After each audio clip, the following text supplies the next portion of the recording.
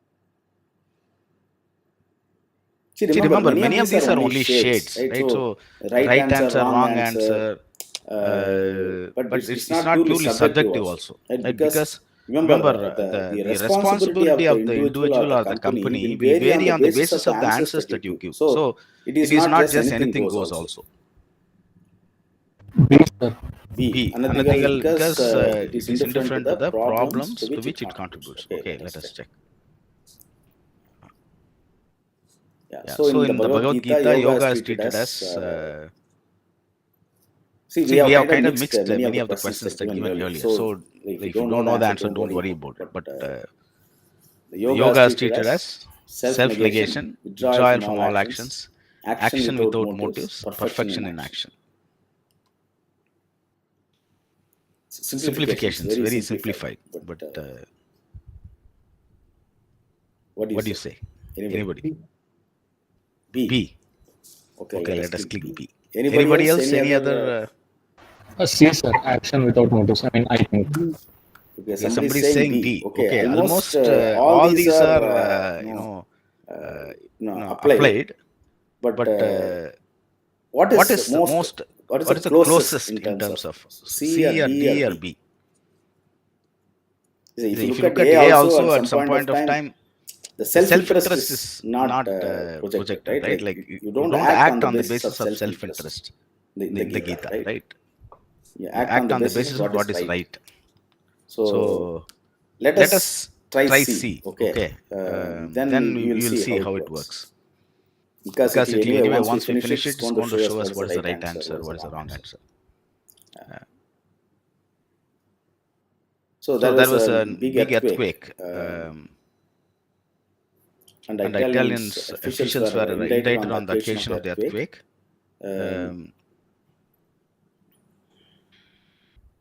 So there are four examples. Going on a holiday at the time of the earthquake, negligence and malpractice in evaluating the danger and keeping the central city informed of the risks, not having correctly predicted the location and timing of the earthquake, overestimating the damages to structures caused by earthquake to make illegal claims. So what is the... See, when somebody is held accountable, what does it mean? Here, the term indictment means somebody is held accountable for their actions in a court of law. Right? So somebody is accused of something. See, in Indian term, they'll say it's accused. Okay. So C. See, not having correctly predicted the location and timing of the earthquake is a professional, what do you call? Incompetence, right? That is not deliberate. It's not deliberate. For example, many times in terms of floods, in terms of earthquakes, in terms of volcanoes, in terms of landslides, in terms of many things, people make mistakes.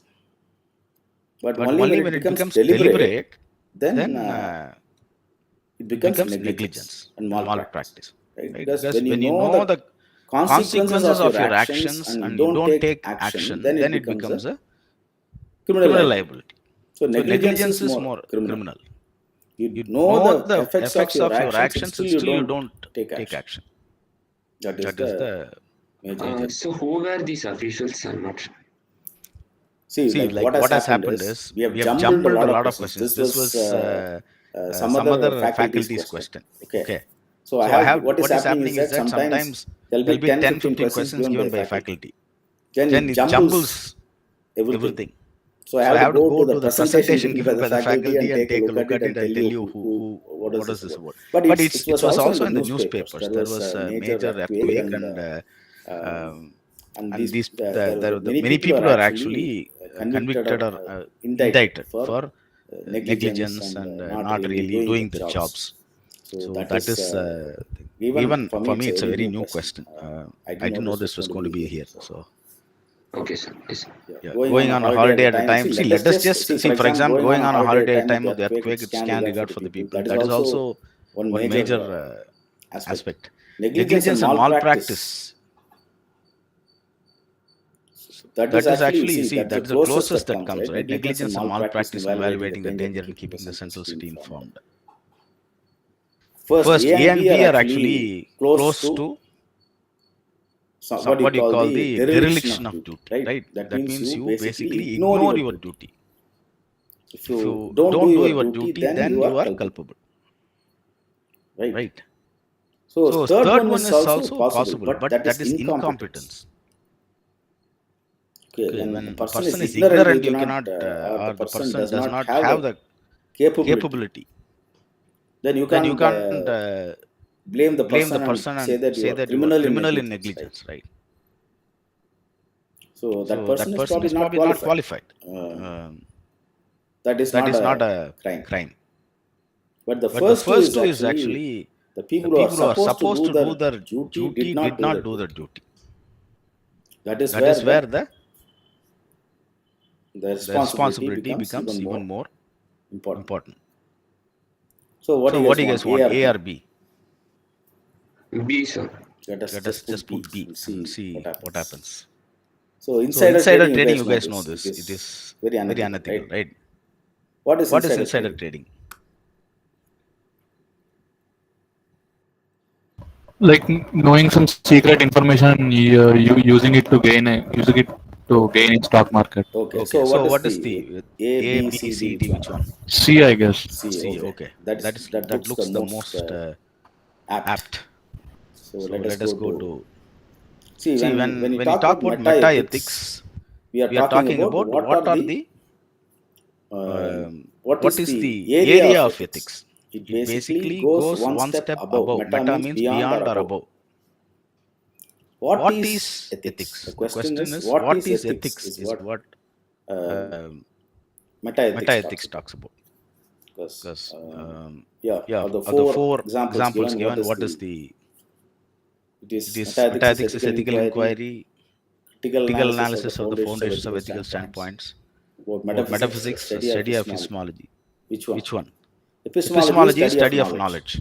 Metaphysics is B. Okay. So most Western models, theories of development are social centric, group centric, culture centric, individual centric.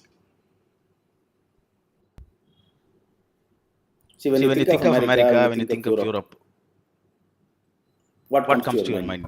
Individual. Okay. Why individual? Like rights and all that. Okay. So the individual rights, they emphasize individual rights. Okay. Very good. One of the major forces that contribute to an employee's unethical practice at workplaces, a compelling responsibility to increase the company's profits, job dissatisfaction, stressful personal life, inadequate knowledge about what ethics is. So all of them actually D, sir. D. Why D? So sometimes a person may not know what the ethical boundaries are, and somehow by mistake he commits an error, something. Okay. So somebody said B. Why? Job dissatisfaction. If you're dissatisfied with your job, then you can be unethical. So that's probably you mean trouble if you do that. See. So if you look at the question, it is phrased very passively, right? So you guys should also look at the question. Because this is not a trick question, right? See, many a times the reason, every person will have different reasons for doing something. Right? Like politicians jumping from one party to another. Various reasons, right? Somebody is not given position, somebody has been treated disrespectfully, somebody was not given a seat, somebody, like 10 different reasons. Somebody was accused of doing something. 10 different reasons are there. But there is always one more valid reason than others. So here, stressful personal life. Even if you are not working, you can have a stressful personal life. As a student, you can have a stressful personal life. As a teacher, I can have stressful personal life. As a PM of the country, you can have stressful personal life. Okay, but that can be one of the factors. Definitely one of the contributing factors. But is that generally we deal with it, right? Many of us, almost everybody, 130 crore people have stressful personal lives only. Like, but the stress varies. But still we kind of handle it well. Job dissatisfaction also. You tell me who is satisfied, 100% satisfied. Like, nobody is 100% satisfied. And profits, once again, many of us make mistakes, especially when we identify ourselves with the company. Like whatever the company does, whatever the government does. See, government employees make that, right? When the government, the ministers or others, politicians, they pressurize to do something, we do it. That's also possible. to do some things you're not supposed to do. Company might pressurize you to do something, fire somebody or take somebody, or extend working hours, lessen overtime, pay less overtime. All these things are to increase profits. See, just before I came, I was reading Meta has decided to sack a lot, reduce thousands of jobs to make the company more financially viable or something. Okay, that is also one example of it. So the inadequate knowledge about what ethics is, more often than not, if you ask people, they'll say that I didn't know it was unethical. So remember, in all these examples that I'm giving, it is deliberate. You should know that when you do X, then there will be reaction Y. Okay. So if you don't know that, then you do something, then you can have some excuse. If your action creates bad consequences, then you are going to pay for your actions, whether knowingly or unknowingly. Okay. So in that sense, if your action is deliberate, knowing fully well that your action is going to create bad consequences, then you are in trouble. So that is why if you know that it is very clearly ethical, unethical, more often than not, you will not do that action. It is a confusion. Remember, when you look at all these examples, the confusion is there, right? A company is paying me. Therefore, my job is to increase the profits. That is my ethical duty. We'll say that. We'll think that. Job dissatisfaction. I'm job dissatisfied. I'm not paid enough. I'm made to work 18 hours a day, 16 hours a day, 14 hours a day. I'm not paid enough. That also is a factor. Stressful personal life. You have problems in the family. Somebody is sick. Somebody is not getting admission. Somebody does not, study. All those things are there. Somebody has lost a job. All these are stressful in personal life. But these are all reasons. But what is the most important reason? Is always about the awareness and deliberate. If you know what is going to happen, and if you actually neglect it, that is where the major responsibility is. Okay, so inadequate knowledge about what ethics is actually, as somebody mentioned, is one of the most important factors. But remember, I might be wrong. You guys might be right. So I'm just only your tool to fill up the answers. Organ transplant after euthanasia in cases of incurable diseases and miserable quality of life cannot be justified under one of the following theories on the basis of specific moral commandments. What is it? Does Islam talk about euthanasia, or what is the... I don't know. Judaism, Christianity, Buddhism. What is the... We did this covered this in the last class.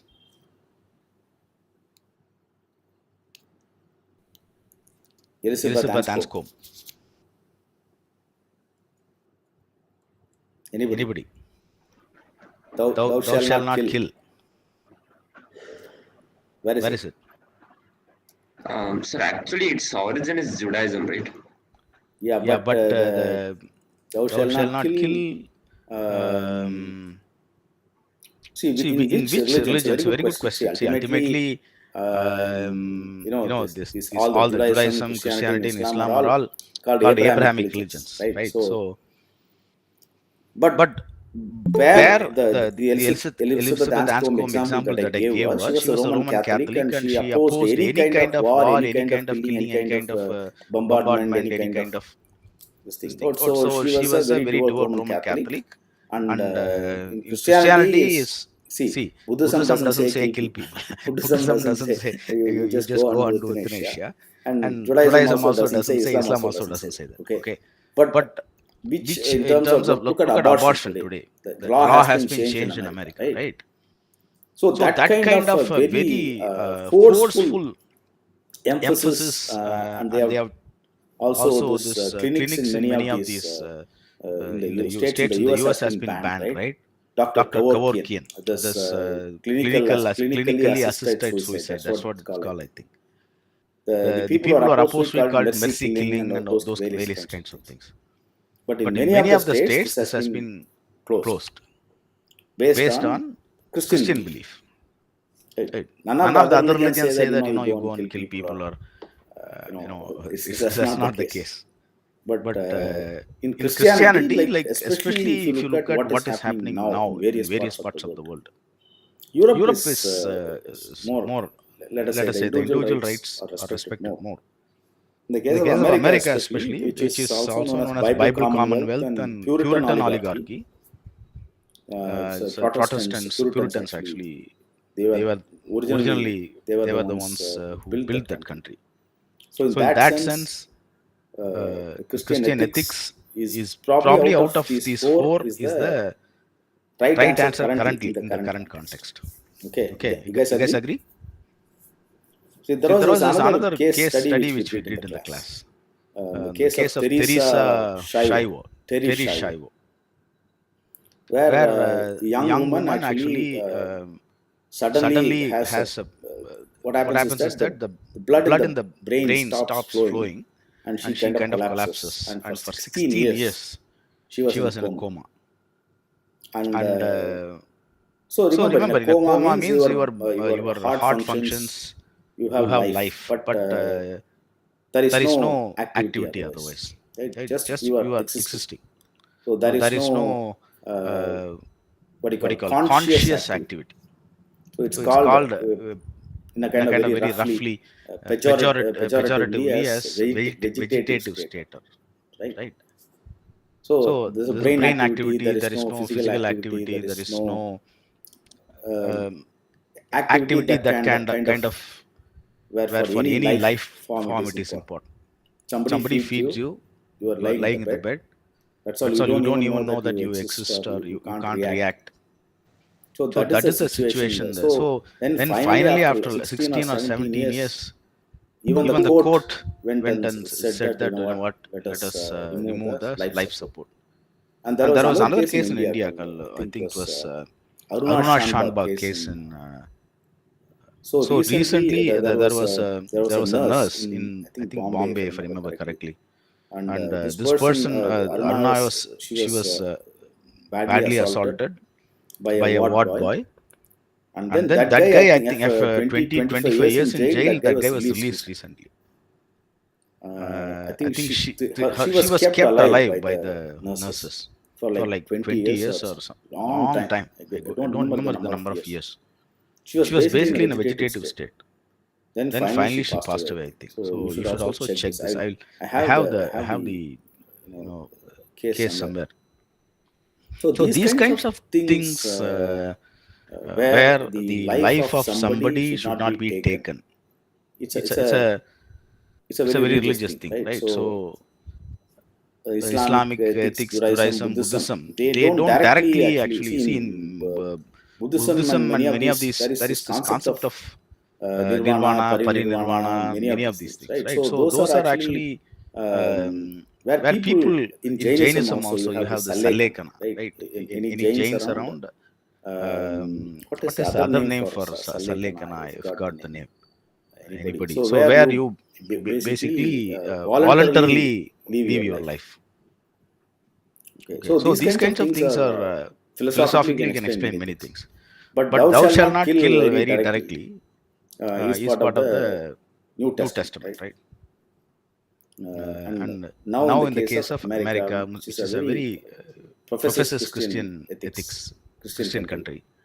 So that is one of the reasons why this organ transplant, and also a couple of case studies that we mentioned also is from America. And now the abortion ban, and many states banning these clinics that actually assist in suicide. So actually one of my professors, he had I don't know whether I should say so. He's no more now. He had a major disease, and his wife said that let us go to Switzerland somewhere, and both of us will die together. So why I'm saying is this, right? They are from US, right? But then he said, no, don't be. And after 5 years later, he passed away. That's a different issue. But why I'm saying this is people who are actually terminal illness, even they don't have access to euthanasia. Some states have. That is why this example, what is out of four, what is more appropriate is, and especially with the Elizabeth Anscombe example also. It is the Christian ethics that is the most apt answer. Okay. That is why, remember, reasoning for this is very important. Because none of these religions would say that you should kill people, right? Even if they are weak, or even if they are not able to live their lives, they are sick, they are dying, just go and finish them off. Nobody will say that. Okay, but which is very virulently and against it is actually, especially in America, is the biggest, largest Christian country in the world. Okay, even though it is a secular country, like you can practice any religion there. But historically speaking, it was settled by the Puritan Christians. That is why. So it's a long history. But after my explanation, I don't know whether you guys agree or not. I think that Christian ethics is actually the apt answer here. What do you think? Yes, sir. Okay, now you guys accepted my explanation. So, Project Management Institute Code of Ethics include respect, fairness, honesty, and what is it? I think it must be his responsibility, right? So if you look at all these respect, fairness, honesty, and credibility, communication, authority, doesn't seem to be actually. Let us try this and see, finish attempt, see how many we have done right, how many we have saved. Oh God. Okay, I think I wrongly. Okay, so you guys said knowledge about ethical codes. I think I wrongly typed it. Okay. Why is it says correct answer? Okay. So first one is actually the answer is preventive ethics, knowledge about ethical codes. I think I wrongly typed the tick the B action. You are right. You guys said I told wrong answer, sir. Actually, I told wrong answer. So yeah, I told it.